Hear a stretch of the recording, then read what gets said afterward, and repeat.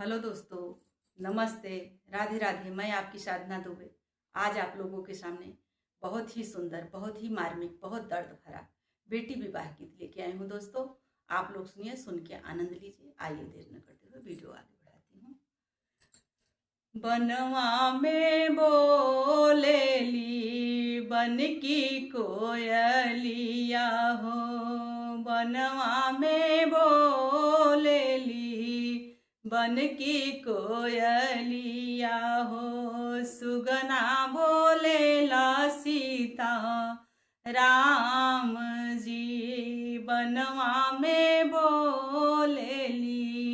बन की कोयलिया हो,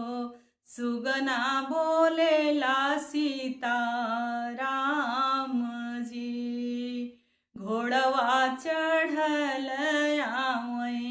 दुल्हे कवन राम,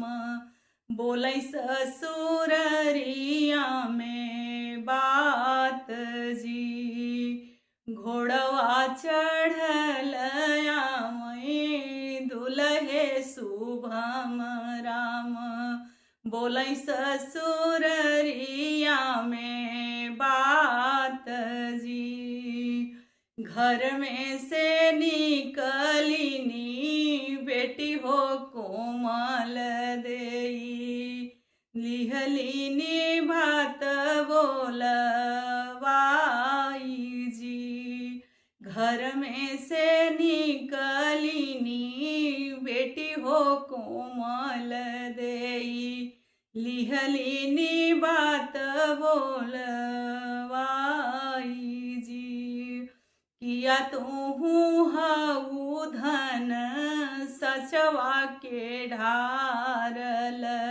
किया तोह के गढ़ल सिसोनार जी, नाही हम हई साहब सचवा के ढारली, नाही हम के गढ़ल सिसोनार जी, माई बाप मिली जन्म दीहे निह हो, माई बाप मिली जन्म दीहे निह हो, सूरत गढ़ेला भगवान जी,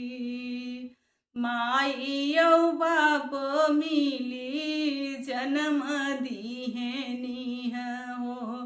सूरत गढ़ेला भगवान जी, बाबा के बगिया में बोलेला कोयलिया हो, सुगना बोलेला सीता राम जी, चाचा के बगिया में बोलेला कोयलिया हो, सुगना बोलेला सीता राम जी, घोड़वा चढ़ल आवै दुल्हे शुभम राम, बोलै ससुररिया